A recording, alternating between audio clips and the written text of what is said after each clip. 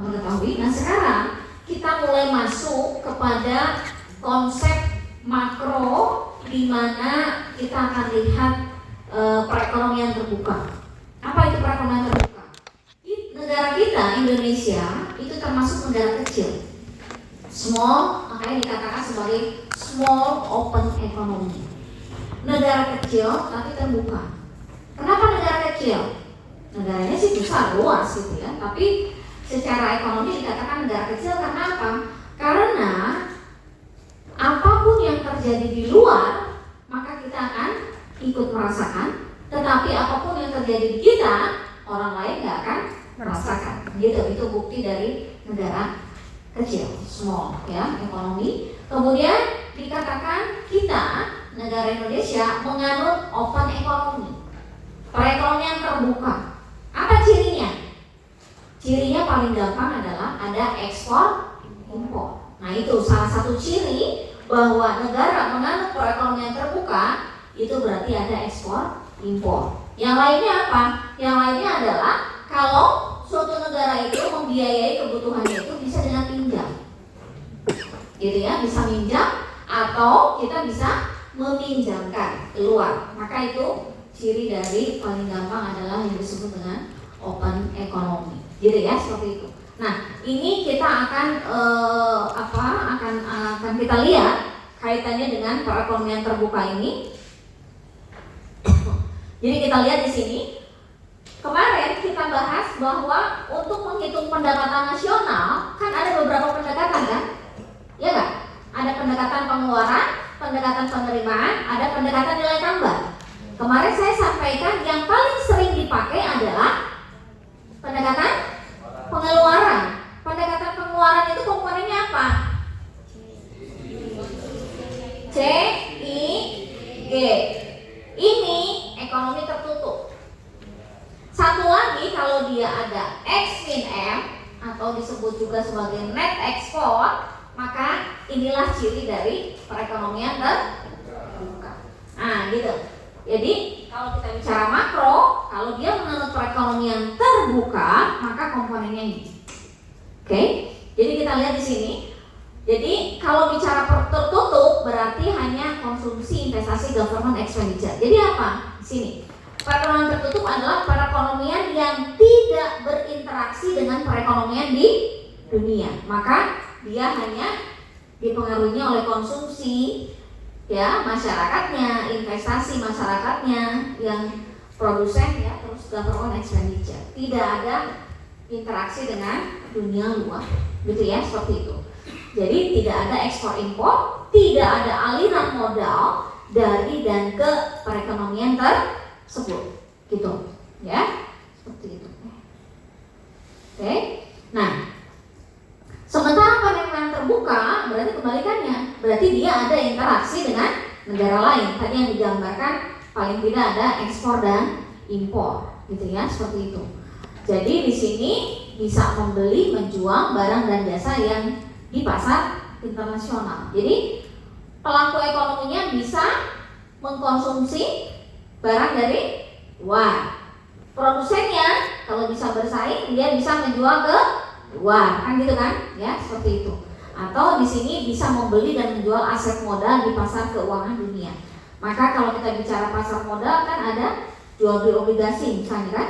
Nah itu bisa, kalau perekonomian terbuka berarti apa? Yang beli obligasi bisa orang luar. Nah sekarang kan udah banyak kan, begitu pemerintah mengeluarkan obligasi, perusahaan mengeluarkan obligasi atau sukuk yang retail ya, ori, obligasi retail. Itu yang beli siapa? Banyak yang asing. Itu artinya mengindikasikan negara tersebut menganut perekonomian terbuka, ya, seperti itu. Nah, apa? Karena cirinya paling gampang adalah ekspor impor. Apa itu ekspor impor? Teman-teman sudah paham lah pasti. Ekspor itu berarti apa? Barang domestik dijual ke luar, maka akan ada aliran uang dari luar ke dalam, gitu kan? Sementara impor apa? Impor itu berarti domestik menggunakan barang atau jasa dari luar, kan gitu ya, seperti itu. Nah, itu kaitannya dengan ekspor impor, ya. Nah, kemudian ini net ekspor. Net ekspor itu apa? Karena tadi kalau kita mengekspor mendatangkan penerimaan devisa, kalau kita mengimpor mengeluarkan, maka kan kita harus menghitung tuh bagaimana netnya. Kalau ekspornya lebih besar dari impor, maka dia net ekspor positif. Sehingga kalau ekspor lebih besar dari impor, berarti nanti Y-nya akan naik kan, gitu kan? Sementara kalau impornya yang lebih besar dibanding ekspor, maka ya akan turun Y-nya, gitu ya, seperti itu. Oke, nah jadi bayangkan bagaimana sekarang dengan kondisi ekonomi yang semakin global, ya, liberalisasi terus, tidak ada hambatan-hambatan di dalam perdagangan. Apa yang terjadi? Kemarin saya sempat menyinggung, siapa yang lebih banyak diuntungkan dari pelaku ekonomi dengan globalisasi, dengan liberalisasi? Konsumen apa produsen? Konsumen. Paling diuntungkan adalah konsumen, karena pilihannya makin banyak. Produsen bisa diuntungkan, bisa tidak. Siapa yang diuntungkan? Kalau dia yang punya daya saing, sehingga market share-nya bisa naik, akses pasarnya bisa lebih banyak, gitu kan? Tapi dia tidak akan mengambil keuntungan dengan globalisasi liberalisasi kalau apa? Kalau dia tidak bisa berdaya saing, nggak ada yang beli dari luar, domestik aja sudah mulai beralih ke impor misalnya kan, karena mahal dan seterusnya. Nah itu yang terjadi, sehingga kenapa pentingnya ada di menjadi net ekspor ya, dibandingkan antara ekspor dan impor, karena nanti ujungnya akan mempengaruhi Y, akan mempengaruhi GDP kan, gitu ya. Nah, kalau kita bicara ekspor min impor, maka inilah yang disebut dengan trade balance, neraca perdagangan ya, trade balance, neraca perdagangan. Nah, kalau kita bicara neraca perdagangan kan tadi, kalau ekspor lebih besar dari impor, berarti net ekspornya positif, berarti trade balance-nya surplus. Tapi kalau impornya yang lebih besar dibanding ekspor, maka net ekspornya negatif, maka trade balance-nya adalah defisit, gitu kan? Sementara kalau ekspornya sama dengan impor, maka trade balance-nya menjadi berimbang, gitu ya. Sementara ini bicara neraca perdagangan. Kalau perdagangan kan berarti kalau lintas negara ekspor impor. Ada satu lagi teman-teman, jangan lupa, kalau bicara makro ada yang disebut dengan neraca pembayaran atau disebut dengan balance of payment. Neraca pembayaran itu apa? Nah, neraca pembayaran itu adalah salah satu komponennya adalah trade balance, gitu ya. Jadi nanti kalau belajar neraca pembayaran ada khusus lagi seksi. Nah, kaitannya dengan neraca perdagangan apa? Neraca perdagangan bagian dari neraca pembayaran. Ngerti? Jadi komponen dari neraca pembayaran itu banyak, salah satunya neraca perdagangan. Makanya neraca perdagangan itu apakah defisit, surplus akan atau berimbang, dia akan nanti mempengaruhi neraca pembayaran, gitu ya, seperti itu. Oke? Nah, kemudian berikutnya, nah ini yang tadi saya bilang, bisa defisit, bisa surplus, bisa berimbang, gitu ya, seperti itu. Nah sekarang apa yang mempengaruhi ekspor bersih? Ekspor bersih itu berarti apa? Net ekspor tadi kan. Karena kita sedang bicara perekonomian terbuka, maka bicaranya utamanya di komponen GDP kan ini. Ini nanti akan mempengaruhi ke sini, ya kan? Ini adalah indikator makro. Yang tiga itu, yang penting, yaitu kan inginnya naik. Kalau inflasi itu inginnya stabil, paling tidak turun kan ada susah ya. Kemudian employment inginnya naik atau unemployment inginnya turun, kan gitu. Nah, sekarang karena kita sedang bicara topiknya adalah perekonomian terbuka, kembali ke sini. Berarti kita menginginkan net ekspornya kan positif supaya Y-nya naik. Apa sih yang mempengaruhi net ekspor ini? Ya, pertama katanya selera konsumen terhadap barang dalam negeri maupun luar negeri. Jadi kalau seleranya adalah cinta produk dalam negeri, apapun yang terjadi, berarti apa? ininya akan naik. Ya kan? Artinya karena ini net ekspornya akan positif kan, lebih banyak menggunakan domestik, kan gitu, ya. Tetapi kalau ternyata, ya, dengan tadi perekonomian dibuka seluas-luasnya, yang terjadi adalah yang logis, yang realistis, yang mana maka nyari yang murah. Kalau yang murah itu adalah impor, maka dia akan impor, ya kan? Kalau impornya yang sangat besar, jauh melebihi ekspor, apa yang terjadi? Kalau ternyata orang, rumah tangga, perusahaan lebih banyak menggunakan barangnya adalah barang luar negeri, berarti di situ apa? Impornya yang akan banyak. Kalau impor yang banyak, berarti tadi apa? Net ekspornya turun. Kalau net ekspornya turun, maka yield-nya turun, kan gitu. Jadi itu yang pertama, selera. Makanya kenapa misalnya saya sangat salut sekali kalau ada orang yang sama sekali nggak mau pakai barang impor. Hebat kan? Ya, hebat sekali gitu. Konsisten ada tuh, nggak mau makan buah impor. Apapun yang terjadi gitu kan ya. Minimal berarti sudah berkontribusi terhadap ini kan. Sementara kebanyakan orang, termasuk saya, masih cari kalau yang murahnya ini ya ini, kalau yang mahalnya ini kan gitu kan. Nah, sementara kalau kita lihat di pasaran, coba yang lihat dari mata jelas-jelas dari mata terbuka itu seperti jeruk misalnya, yang dari keindahan warna dan lain sebagainya, mana yang bagus, ya kan? Terus misalnya dari sisi rasa, apel domestik itu kan apel Malang, ya kan? Kalau apel luar negeri banyak, California, Washington, terus banyak banget lah apel itu kan ada yang warna merah banget, ada yang merah, ada yang ini gitu kan? Kayak jeruk juga orange-nya ini. Tapi kalau jeruk lokal apa? Jeruk Medan. Jeruk Medan itu kadang kotor. Kemudian ada besarannya itu beda-beda. Warnanya juga ada kuning, ada hijau, gitu kan? Tapi kalau lihat dari yang impor, orange semua, kan gitu kan? Terus kalau dari rasanya, impor tuh macam-macam. Ada yang mulai dari asam sampai yang manis benar ada. Nih kalau manis berarti mahal kan? Sekilo bisa 70.000 misalnya kan. Kalau jeruk masih mending. Jeruk Medan itu biasanya manis ya, semakin besarannya gede makin mahal kan gitu kan. Tapi kalau disandingkan dengan jeruk impor, jeruk Medan biasanya lebih mahal. Jeruk impor ada yang murah, gitu kan. Terus apel Malang tuh gimana? Keras, kecut.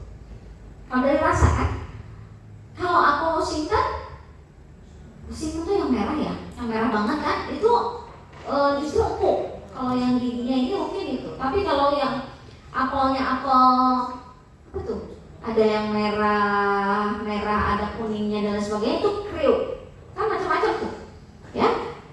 Nah, terus misalnya salak lokal oke lah, salak pondok. Salak itu kayaknya nggak ada salak impor ya. Ada nggak sih salak impor? Enggak. Oke lah salak. Tapi jeruk coba. Jeruk itu banyak saingannya. Apel banyak saingannya. Terus apa lagi? Lengkeng itu ada, lengkeng impor ada nggak? Ada ya? Ada. Lengkeng Bangkok ya? Nah itu ya, semua Bangkok dan lain sebagainya. Nah itu kalau ada orang yang konsisten sama sekali nggak mau, hebat kan? Sekarang agak sulit, baju juga, batik itu sekarang banyak batik China, ya kan? Nah gitu, batik China itu murah. Kalau batik lokal, apalagi batik tulis, mahal, pasti di atas 1 juta itu. Ya, batik cap yang bukan China itu 100.000 ke atas. Tapi China itu bisa ada yang semeter cuma 25.000, 30.000 kan? Murah sekali. Berarti kan satu baju 50.000. Murah sekali. Jadi kalau orang yang masih menginikan murah, gitu kan? Ya udah otomatis. Makanya kan kenapa ada anjuran yang cinta produk dalam negeri. Begitu era keterbukaan dibuka, semakin tidak ada halangan lagi perdagangan, maka itu yang terjadi. Ya, gempuran impor, apalagi produk Cina itu kan sangat murah. Produk Cina itu yang murah sampai yang mahal ada. Coba sekarang mobil Cina. Mobil China itu murah, udah bagus, udah ini segala rupa ada gitu. Kayak mobil listrik ya, terus apa gitu, bandingannya kan beda gitu kan, seperti itu. Nah jadi kalau yang masih logikanya jalan, terus tidak ada loyalitas tinggi, ya pasti akan mencari yang murah, fungsinya sama gitu ya. Sementara hambatan perdagangan tidak ada. Makanya kan ada anjuran cinta produk dalam negeri. Nah, cinta produk dalam negeri, cinta produk dalam negeri memang pendapatannya sudah menengah sehingga tidak lagi terkecoh teriming-imingi dengan hadiah, kemudian diskon, harga murah, itu bisa. Tapi kalau yang masih banyak cari yang murah kan repot. Nah itu ya. Makanya ya berupaya sebisa mungkin menggunakan produk dalam negeri. Dari sisi konsumen, dari sisi produsen apa? Produsen juga harus bisa terus memperbaiki diri untuk selalu efisien, lebih efisien, bisa lebih bersaing gitu. Sehingga apa? Tadi kualitas sama, harganya juga murah, bisa bersaing seperti itu ya. Jadi itu yang terjadi gitu ya. Jadi pertama adalah kembali ke selera. Ya, setiap orang pasti punya selera masing-masing.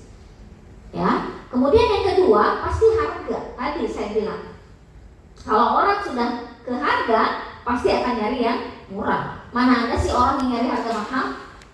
Ada yang nyari mahal itu ya udah yang termahal aja. Biasanya kan kalau yang termahal konotasi di kita adalah bagus. Tapi orang yang seperti itu siapa? Ya berarti yang sudah tidak sensitif dengan harga, kan gitu. Berapa besar yang tidak sensitif dengan harga? Gitu kan, seperti itu. Jadi mau tidak mau ya memang harga sangat berpengaruh. Harga mana? Ya harga domestik dan luar. Kalau harga domestik mahal, maka kalau menganut perekonomian terbuka dia akan cari di luar yang murah. Kan gitu. Kalau harga domestiknya murah, ya dia akan beli yang domestik. Logikanya gitu kan. Kecuali yang gaya-gayaan domestiknya murah, tapi dia cari yang mahal yang asing gitu. Nah itu juga aneh juga gitu. Kalau memang ininya sama, ya harusnya domestik. Pengen gaya-gayaan misalnya. Nah gitu kan ya, seperti itu ya. Nah jadi harga merupakan faktor yang menentukan juga. Yang ketiga, ingat, karena ekspor impor, berarti kalau ada yang mengekspor, ada yang mengimpor, berarti ada dua minimal negara yang terlibat perdagangan, ya kan? Kalau ada dua negara yang terlibat perdagangan, setiap negara pasti punya mata uang sendiri, ya kan? Maka di dalam faktor yang mempengaruhi ekspor impor tadi, maka variabel yang ketiga adalah exchange rate, nilai tukar, ya kan? Nilai tukar. Kalau misalnya dia beli beli barang asing, sementara dia ada di negara tertentu, dia melihat harga itu apa? Yang mempengaruhi harga itu kan pasti nilai tukar, ya kan? Karena harus dikonversi kan. Makanya kalau kita sedang di luar, karena terbiasa kita kan menggunakan barang domestik, begitu sekarang kita sedang jalan-jalan di luar negeri, pasti di kepala kita otomatis ditranslate dulu kan, harga ini berapa ya? Oh 50 bat, 1 bat itu berapa? 550 kali 500 berarti berapa? Pasti di kepala kita gitu kan.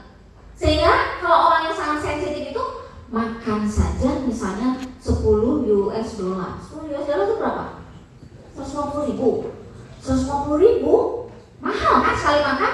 Jadi akhirnya kalau ditranslate itu kadang-kadang kalau sedang di Eropa atau di Amerika misalnya, atau dimanapun yang dia dikonversi ke uangnya adalah uang dolar Amerika, maka ya ampun, minum aja 50.000, nggak usah minum. Akhirnya kan begitu terus, ya kan? Maka selain tadi pengaruh harga itu sangat ditentukan karena ini sudah bicaranya adalah lintas batas negara, maka yang mempengaruhi kan exchange rate, ya kan? Bagaimana itu kita konversi? Ini harganya $1. $1 itu berapa? Kalau dolar Singapura berarti berapa? Kalau dolar Amerika berapa? Kalau 1 ringgit misalnya berapa? 1 bat berapa? Kan gitu kan? Ya. Jadi seperti itu. Makanya kan ada yang bilang kalau kita sedang di luar negeri nggak usah dikonversi. Karena kalau dikonversi dibandingkan apalagi rupiah itu kan nilainya kan kecil ya, sehingga kan tadi $1 itu menjadi rupiahnya besar, jadi 15 sekarang 16.000 sekian. Sehingga kalau $1 $10 itu kali 16.000, 160.000 kan gitu kan ya, jadi mahal kan gitu ya. Nah itu jadi yang mempengaruhi adalah exchange rate. Makanya kenapa mata uang kita itu kan lemah ya, karena sekarang kita sejak krisis berapa? Sejak krisis 98 mata uang nilai tukar kita tidak pernah lagi beranjak di atas 10.000, di bawah 10.000. Dulu kan $1 2.500 ya. Sejak 9798 itu kan di atas 10.000. Dan sampai sekarang tidak pernah, coba Anda cek sejak 9798 sampai tahun sekarang apakah pernah turunnya di bawah 10.000? Enggak pernah. 13.000 aja udah bagus, gitu kan? Ya, sekarang susah itu mencapai 13.000, ya kan? 15.000 itu pun jadi susah. Sekarang masih 16.000-an kan? Betul, dulu masih 16.000. Ya, sehingga kemarin sempat muncul isu apa? Pemotongan uang dan lain sebagainya, kan makin melemah terus, gitu, ya? Seperti itu. Nah, jadi exchange rate itu menjadi menentukan pada besarnya ekspor impor, gitu ya. Bagi apa tadi bagi konsumen yang kalau dia konversi ke rupiah itu kan jadi mahal. Kalau bagi produsen juga sama, dia bahan bakunya dari impor, tapi selama ada pengganti substitusi oke. Tapi kalau tidak ada, mau tidak mau, suka tidak suka harus impor, kan gitu ya. Sehingga apakah impor menjadi tabu atau nggak boleh? Nggak juga, boleh. Tapi kan sebetulnya filosofinya impor itu apa? Kalau di domestik tidak terpenuhi baru impor, kan gitu ya. Kalau di domestik tidak ada, bahan baku itu tidak ada, mau tidak mau harus impor, ya impor, gitu ya. Nah itu, dan tapi sekarang itu dengan gaya hidup modern, tadi saya baru jadi moderator juga acara ya, kaitannya dengan penguatan ketahanan pangan. Pangan sampai kapanpun ini isu yang seksi. Seksi itu artinya tidak pernah lekang oleh waktu, pasti selalu jadi isu. Kenapa? Selama manusia hidup masih perlu makan, iya kan? Jadi sampai kapanpun masih perlu makan. Celakanya makanan di satu sisi orang makin banyak perlu makan, di sisi yang lain penyedia makanan makin lama makin sedikit dengan ekonomi yang semakin modern, ya kan, beralih fungsi. Jadi pabrik, orang makin banyak butuh juga tempat tinggal, jadi perumahan dan lain sebagainya. Jadi di satu sisi kebutuhan makanan tambah banyak, kebutuhan penyedia lahan tadi, penyedia makanan makin sedikit, pasti itu timbul masalah. Celakanya lagi apa? Masyarakat Indonesia makannya harus selalu nasi, ya kan? Padahal tadi lahan makin berkurang, harus makan nasi, otomatis nasi akhirnya harus diimpor, berasnya harus diimpor kan? Nah gitu. Jadi dari dulu diversifikasi pangan itu dari dulu disebutin harus diversifikasi. Tapi apa yang terjadi? Gagal mulu. Karena apa? Karena tidak mau beralih dari beras, dari nasi. Beralih memang sekarang ekonomi makin modern, tapi beralihnya kemana? Ke terigu, bukan kepada singkong, gitu kan? Ubi yang memang pangan lokal sebagai sumber karbohidrat. Tetapi larinya kemana? Ke roti, mie. Iya kan? Roti dan mie. Apa yang terjadi? Sudah masih berat di nasinya, masih tetap banyak, nasinya harus diimpor, beralih tapi ke terigu. Terigu juga harus impor. Jadi impornya jadi double, dari beras sama dari terigu. Kita sudah tahu, jangan. Tapi kayaknya coba di antara teman-teman semua paling simpel apa? Roti, mie. Apalagi kalau nggak enak badan, saya juga paling enak itu makan mie kalau enak badan itu, karena racunnya menggoda. Ya, itu wanginya itu. Kalau lagi di pesawat itu paling gampang, nggak dikasih makan mie. Itu menggegerkan seluruh pesawat katanya, karena wanginya kan kemana-mana. Itu udah jelas. Itu impor kan gitu ya. Nah, jadi itu apa namanya itu menimbulkan masalah baru gitu. Nah ya, gimana caranya supaya jadi banyak PR, jadi konsumen juga banyak PR, produsen juga banyak PR. Oh ya, anak-anak sekarang misalnya ya, saya masih suka singkong, masih suka ubi, tapi paling banter singkong dan ubi apa? Kalau kayak saya orang jadul cukup direbus, digoreng. Tapi anak-anak sekarang, di antara anak saya ada yang 3 itu yang suka makan rebus singkong atau singkong goreng, paling anak saya paling kecil. Nomor 1, nomor 2 nggak mau. Nah berarti kalau kayak gitu kan harus ada dibikinlah apa kayak yang menarik, tapi kan sangat sulit. Ternyata misalnya ada juga bikin apa tuh, kayak terigu yang gluten free itu kan dari singkong, tapi katanya nggak enakan. Nah itu kan, itu jadi merubah selera, merubah culture, kebiasaan itu sesuatu yang sangat sulit. Ayo kita rubah itu, udah disebut-sebut dari dulu itu, mengurangi. Ditambah lagi apa sekarang? Sisa makanan. Tadi di seminar tadi pagi, yang tadi saya bilang saya pandu itu, disinyalir sisa makanan itu masih gede, per kapita per tahun itu di atas 12 kilo kalau nggak salah. Ya, dan itu kebanyakan apa? Nasi. Coba teman-teman, kalau apa tuh? Kalau kayak yang paling banyak itu kan kayak makan kayak kita makan di resto atau kita ke nikahan, ya kayak gitu kan? Itu pengennya segala rupa dicobain. Ternyata apa kalau pas dilihat? Dibuang, nggak dimakan habis. Kalau kata orang tua dulu, harusnya makan itu sampai benar-benar nggak ada satupun. Itu berkahnya karena di situ. Tapi ternyata sangat susah kan? Lu udah nggak bisa lagi, akhirnya sisa. Ya ngambilnya kebanyakan. Atau kan dicelapikan, pengen nyoba ini, pengen nyoba itu, pengen segala rupa gitu dicobain gitu ya. Nah, itu akhirnya apa? Menjadi dibuang. Nah, jadi itu akhirnya apa? Itu kan menjadi trade off. Yang terjadi itu menimbulkan masalah baru. Sehingga sekarang itu, ayo tadi diversifikasi, jangan makan nasi terus. Apalagi sekarang disinyalir kan banyak diabetes. Sekarang anak-anak kecil disinyalir banyak yang cuci darah. Kenapa? Selain nasi, oke lah yang tua ya, yang tua pun kan semakin dikurangi. Dari gaya hidup, kopi, ya kan? Kopi karena ada itunya apa?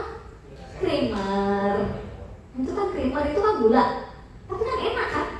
Saya juga nggak bisa tuh makan kopi pahit itu paling banter kuat seberapa. Tapi kalau sudah dicampur susu, ya kan? Apalagi dicampur creamer, tapi itu gula. Nah, jadi kayak sekarang nasi kurangi coba. Karena supaya yang mengandung gulanya banyak itu kan dari nasi. Kalau mau nasinya nasi merah, tapi nasi merah itu nggak enak, ya, nggak ada rasanya, terus keras kan gitu ya. Kalau nasi putih enak, bulan enak, ada manis-manisnya kan. Nah itu bantuannya yang enak itu kan yang begitu. Yang enak, yang racun itu yang enak gitu. Nah seperti itu, ya. Kemudian kopi yang bagus itu adalah yang hitam, tapi ternyata nggak enak kan yang hitam itu, enaknya ya campur. Nah gitu ya. Nah itu gaya hidup. Jadi di satu itu selalu ada trade off ya, selalu trade off. Jadi tinggal memilih mau yang mana, gitu seperti itu. Berikutnya apa yang mempengaruhi pendapatan? Ya jelas pendapatan, ya. Ada konotasi misalnya apa? Makannya singkong mulu. Konotasinya apa? Miskin. Padahal dari sisi kesehatan jauh lebih bagus dibanding nasi, kan gitu ya. Nah, jadi pendapatan ini turut mempengaruhi juga. Biasanya ada konotasi tadi, orang semakin menggunakan barang impor semakin apa? Semakin keren. Berarti dia kaya, kan gitu kan? Nah seperti itu ya. Padahal sekarang itu yang impor apa? Murah. Kalau zaman dulu orang yang pakai impor itu apa? Mahal-mahal. Tapi yang sekarang murah juga banyak, gitu ya. Nah, jadi pendapatan mempengaruhi, ya baik pendapatan domestik maupun luar negeri tadi ya. Kemudian berikutnya adalah biaya transportasi, ini turut mempengaruhi. Kalau ternyata produk kita, produk Indonesia, ternyata transportasinya, distribusinya nggak bagus, itu membuat biaya jadi mahal kan? Kalau biaya jadi mahal, maka harga produk jadi mahal. Kalau harga jadi mahal, berarti yang beli turun, kan gitu ya? Nah, ini juga turut mempengaruhi. Jadi kurang lebih faktor-faktor yang mempengaruhi ekspor impor tadi adalah tadi apa pertama? Selera. Yang kedua? Harga. Yang ketiga? Konversi. Hah?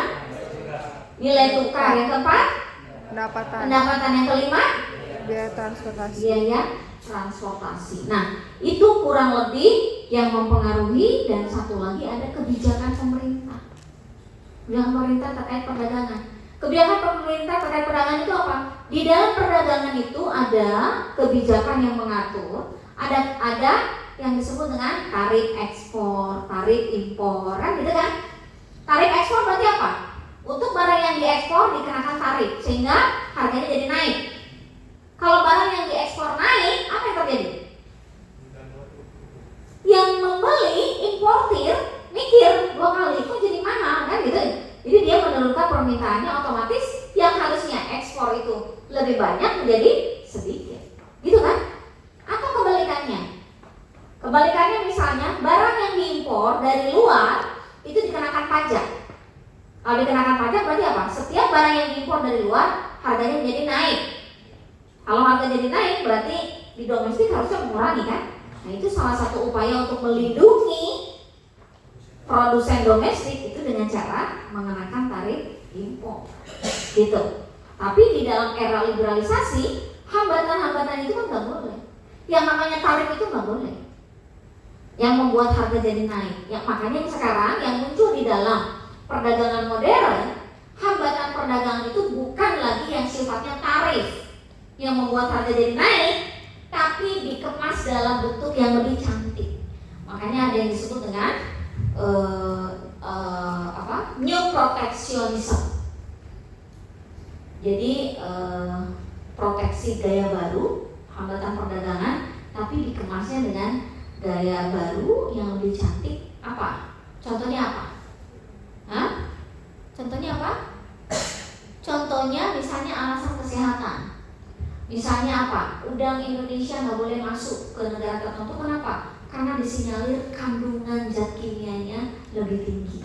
Nah, kalau alasan kesehatan itu kan tidak mempengaruhi ke harga kan? Dan itu bisa masuk akal karena alasan kesehatan, jadi nggak boleh. Terus berikutnya apa yang Indonesia selalu di-ban? CPO, kelapa sawit Indonesia di-ban di Eropa. Kenapa? Karena diduga merusak lingkungan. Nah, gitu ya, merusak lingkungan. Atau misalnya dipanennya dengan ilegal atau juga ada alasan terorisme. Misalnya itu dihasilkan dari negara teroris, jadi nggak boleh di-ban. Nah, kalau seperti itu kan tidak mempengaruhi harga, ya nggak? Harganya tetap, tapi itu secara terselubung berarti apa? Tidak membolehkan barang itu masuk, gitu kan? Tidak boleh harga. Nah, itu yang di gaya modern itu yang muncul itu. Hambatan perdagangan itu bukan lagi tarif dan non tarif, itu nggak boleh. Memang, gitu kan ya. Maka dikemasnya dalam bentuk new protectionism. Jadi proteksionisme gaya baru. Gaya baru itu tadi kebanyakan alasannya kesehatan, alasan lingkungan, gitu. Nah, sehingga menjadi nggak boleh. Jelas nggak sampai situ? Ya. Kemarin sempat agak ramai tentang aturan bea masuk cukai. Produk-produk yang dari luar ya. Kalau yang saya baca tuh ada case-nya sekolah SLB yang dia tuh impor produk invoice kemudian ditahan untuk agak lama di bea cukainya gitu kan sampai beberapa bulan dan keluar. Nah, apakah itu juga salah satu cara mencatatnya pemerintah supaya membatasi aturan impor dari luar? Ya. Jadi memang salah satu aturan yang dibuat untuk membatasi barang impor yang masuk itu tadi dengan cukai.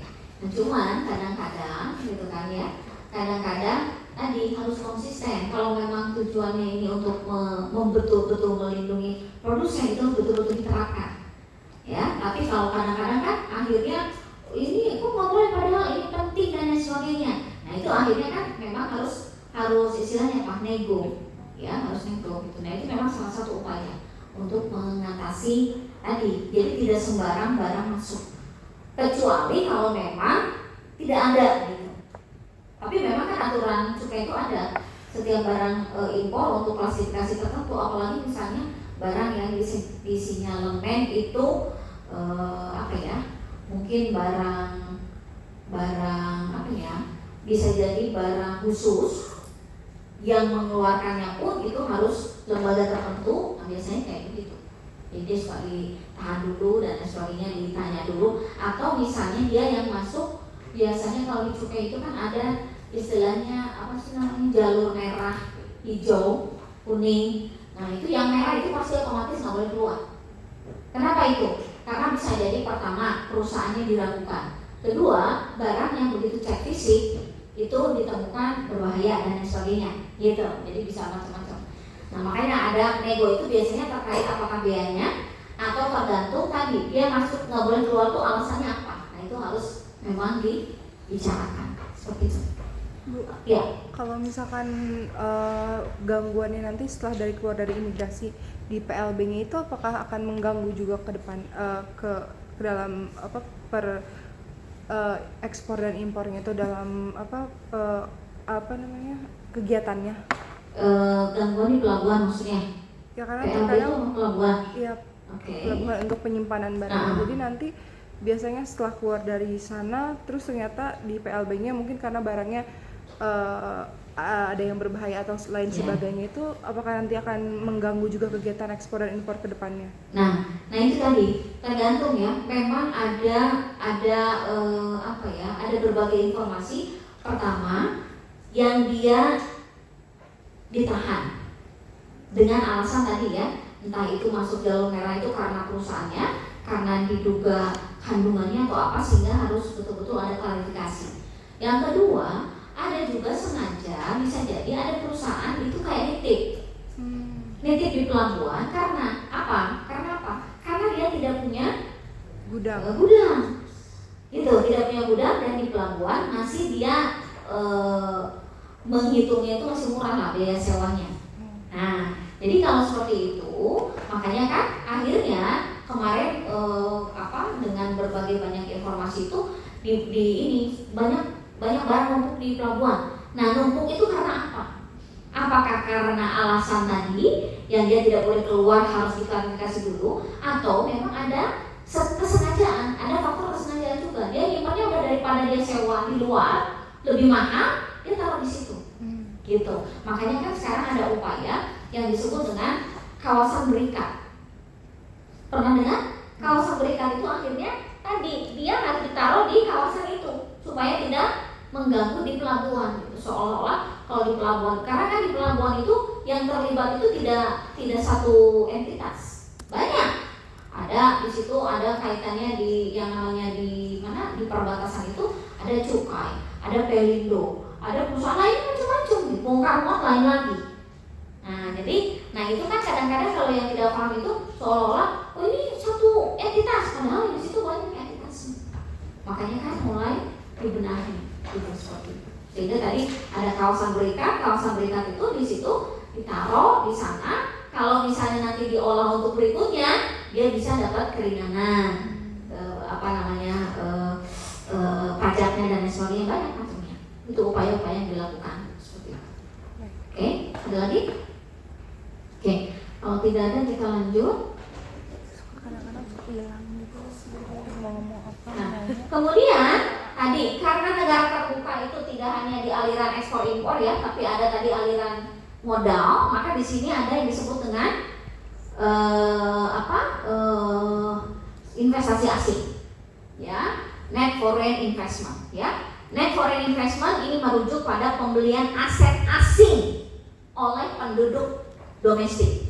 Kalau saya beli apa itu namanya itu, saham misalnya perusahaan multinasional company Amerika, berarti nah itu kan artinya berarti saya pembelian aset asing oleh saya, kan gitu kan? Nah itu ya seperti itu ya. Dikurangi, jadi kalau net foreign investment itu pembelian aset asing oleh domestik dikurangi pembelian aset domestik oleh orang asing. Jadi kalau NFI-nya positif berarti apa? Orang domestik yang menguasai saham asing lebih banyak dibanding orang asing yang menguasai saham domestik. Itu, ya, seperti itu. Jadi contohnya di sini seorang penduduk Indonesia membeli saham Microsoft dan perusahaan Jepang membeli saham Astra Internasional, lebih banyak kan mana?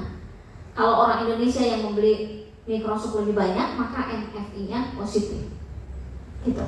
Ya. Jadi seperti itu. Jadi kalau sekarang pemerintah mengeluarkan obligasi yang beli banyaknya orang asing, berarti apa? NFI-nya negatif kan? Jadi penguasaan saham domestik oleh asing menjadi lebih banyak, gitu ya, seperti itu. Oke, nah kemudian di sini ketika penduduk Indonesia membeli saham Microsoft, maka net foreign invest Indonesia meningkat tadi ya. Ketika penduduk Jepang membeli obligasi yang dikeluarkan oleh pemerintah Indonesia, maka net foreign investment Indonesia-nya berkurang. Oke. Nah, tingkat di sini maka variabel yang mempengaruhi net foreign investment. Jadi tadi ingat ya, faktor yang mempengaruhi ekspor impor. Kalau tadi ekspor impor itu kaitannya dengan barang jasa. Oke. Kalau sekarang kita bicara foreign investment berarti kaitannya dengan aliran modal, kapital. Apa faktor yang mempengaruhi? Pertama, tingkat bunga real yang dibayarkan terhadap aset asing. Ya, seperti apa? Kemudian yang kedua, tingkat bunga real yang dibayarkan terhadap aset domestik. Yang pasti kalau yang namanya beli saham, apa kan itu ada tingkat bunganya kan? Nah itu ya. Jadi baik domestik maupun asing, bagaimana turut mempengaruhinya. Kemudian yang berikutnya adalah yang mempengaruhi adalah tingkat resiko ekonomi dan politik yang tertanam di benak investor dalam memegang aset di luar negeri. Yang namanya investor itu dia menanamkan saham, menanamkan modal di suatu negara itu pasti dia dipengaruhi juga oleh kondisi politik. Kan gitu kan? Dia ingin menanam saham, beli saham atau bangun perusahaan di suatu negara. Kalau negaranya itu perang, tidak aman, mana mau? Ya kan? Kalaupun dia mau terpaksa itu harus apa? Berarti bayarannya suku bunganya harus tinggi. Karena apa? Karena itu kan ada resiko. Berarti kalau resiko itu dibayarnya dengan bunga yang tinggi. Kan gitu, ya. Jadi seperti itu. Jadi tingkat resiko itu akan mempengaruhi kepada bagaimana investor itu menanamkan modalnya, gitu ya, seperti itu. Kemudian yang berikutnya adalah kebijakan pemerintah yang mempengaruhi kepemilikan asing terhadap aset domestik. Yang juga terpengaruh, akan mempengaruhi kan. Kalau ternyata adalah tidak welcome ya mereka pasti nggak mau. Indonesia termasuk yang disenangi oleh asing. Kenapa? Karena masih prospeknya bagus. Pengembalian artinya suku bunganya juga bagus. Kemudian dianggap Indonesia masih aman-aman saja. Coba kalau investasi di negara yang sering perang dan lain sebagainya, kan gitu ya, seperti itu. Ya, jadi ini mempengaruhi